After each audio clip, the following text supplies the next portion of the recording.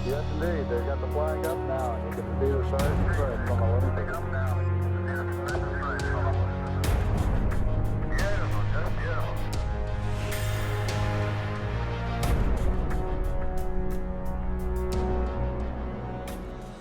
तारीख 20 जुलाई सन 1969। ये वो तारीख है जिस दिन किसी इंसान ने पहली बार चांद के ऊपर अपना कदम रखा था। पर क्या होगा अगर आपसे कोई कहे या कोई साक्ष्य प्रस्तुत करे कि चांद पर आज तक कोई आदमी गया ही नहीं। जो भी वीडियोस हम देखते हैं, जो भी रिकॉर्डिंग्स हमारे सामने पेश की गई, वो रिकॉर्डिंग्स एक हॉलीवुड फिल्म की तरह जमीन पर ही फिल्माई गई थी।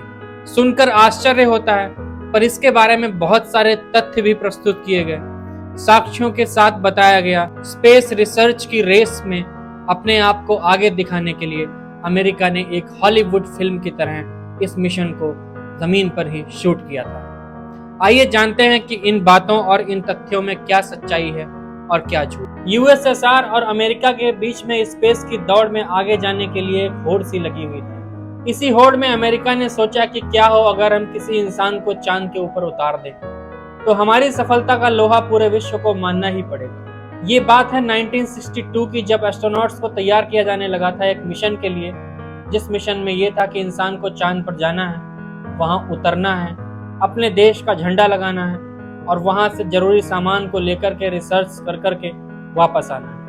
इसके लिए 3 लोगों को तैयार किया गया। बाकायदा उनकी 6 साल तक ट्रेनिंग हुई और सन 1968 के अंदर जब वो एक ट्रायल मिशन के दौरान एक कैप्सूल के अंदर, जो कि स्पेस कैप्सूल बोला जाता है, जिसके अंदर बैठ करके उन्हें चांद पे जाना था, उसको एक एटमॉस्फेयर दिया गया सेम चांद की तरह और एक ट्रायल शुरू हुआ। ये ट्रायल बिल्कुल उसी तरीके से था जिस तरीके से उनको चांद पर जाना था। जो जो प्रक्रियाएं उन्हें चांद पर करनी थी, वो सारी चीजें यहाँ भी करनी थी। एक मॉक लैंडिंग के तरीके से उन्हें इस ट्रायल को अंजाम देना था। कहते हैं कि उन तीनों लोगों को उस कैप्सूल, उस स्पेसशिप के अंदर बंद किया गया और मिशन को स्टार्ट किया गया। थोड़ी देर बाद जो मॉनिटर कर रहे थे लोग, उनके स्क्रीन पे एक मैसेज आता है कि कॉकपिट के अंदर आग लग चुकी है। जब तक कि वहां बैठे मॉनिटर कर रहे लोग कुछ कर पाते, तब तक वो स्पेसशिप जल करके राख हो गई। उसके अंदर तीनों लोगों की मौत भी हो गई। जिन तीनों एस्ट्रोनॉट्स को 6 साल से अमेरिका नासा तैयार कर रहा था, उन लोगों की मौत हो चुकी थी। कहते हैं कि उन तीनों में से एक एस्ट्रोनॉट की बीवी ने अमेरिका के ऊपर केस कर दिया और केस किया गया इस बेसिस पे कि नासा की पूरी तैयारी नहीं थी, उसके बावजूद इस मिशन को लॉन्च किया गया, जिसकी वजह से उनके हस्बैंड की जान गई। वो केस कहते हैं आज करीब 55-50 साल हो चुके हैं, अभी भी वो केस वहां की अदालतों में पेंडिंग है, उस पर कोई फैसला नहीं आया। और इसके कुछ दिनों के बाद 20 जुलाई सन 1969 को रात 8:40 पर नील आर्मस्ट्रांग अपने 2 साथियों के साथ चांद की जमीन पर पहला कदम रख देते हैं और उसके बाद चांद की जमीन की मिट्टी लेकर के वो धरती पर दोबारा वापस आते हैं। अब इसके 7 साल के बाद सन 1976 में एक किताब लिखी जाती है और ये किताब लिखी गई थी नासा के ही पीआर डिपार्टमेंट के एक शख्स के द्वारा, जिसमें लिखा गया था कि ये मिशन फेक था, जिसको नासा ने हॉलीवुड की तरह जमीन पर ही फिल्माया था।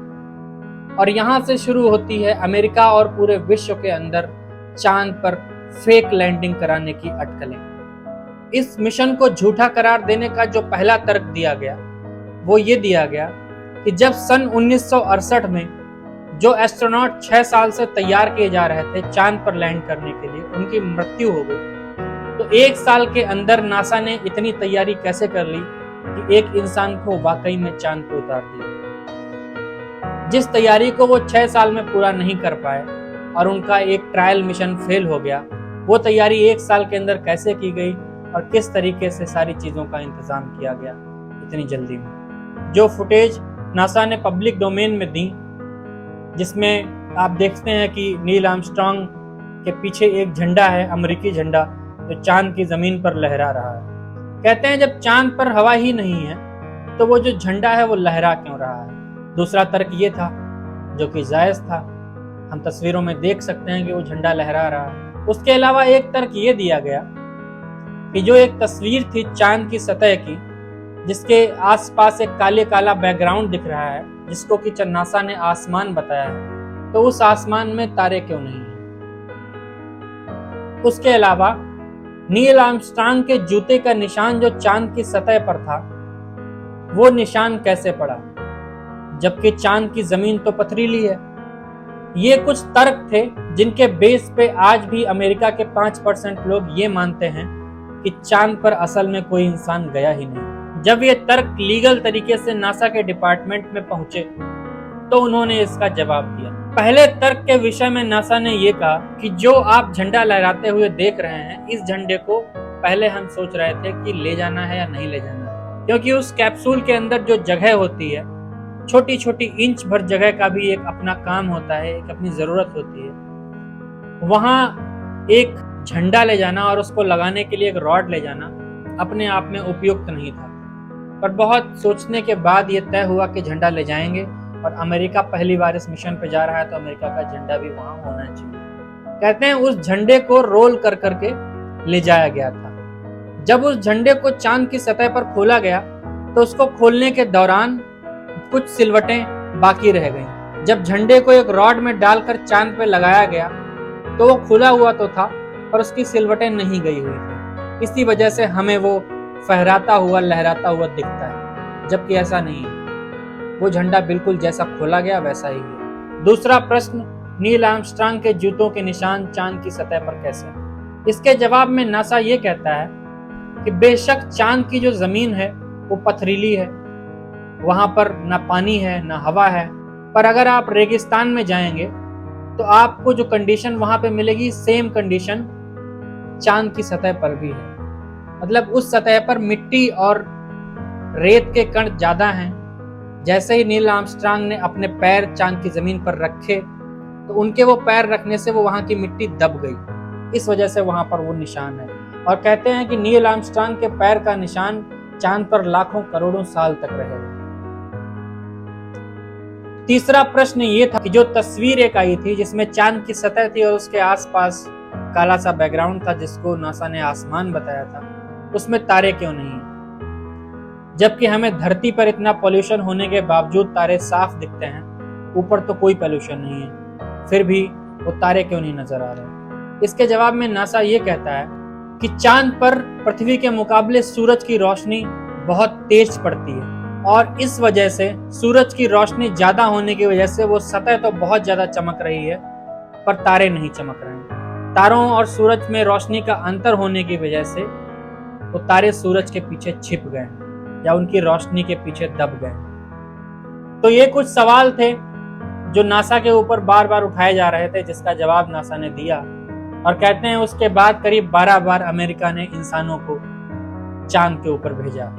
सुनने में ये भी आ रहा है कि 2030 तक फिर से अमेरिका एक मिशन प्लान कर रहा है जिसमें किसी इंसान को वो चांद पर उतारेगा।